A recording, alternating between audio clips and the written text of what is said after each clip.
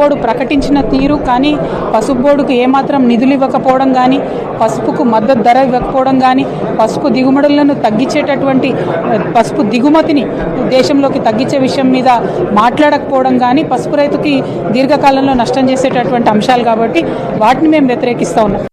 చూసారు, బేసిక్ గా ఒకరు మంచి పని చేస్తే ఓర్చుకోలేని గుణం, మనస్తత్వం బీఆర్ఎస్ పార్టీ, ముఖ్యంగా కవిత, కేసీఆర్ ఫ్యామిలీ.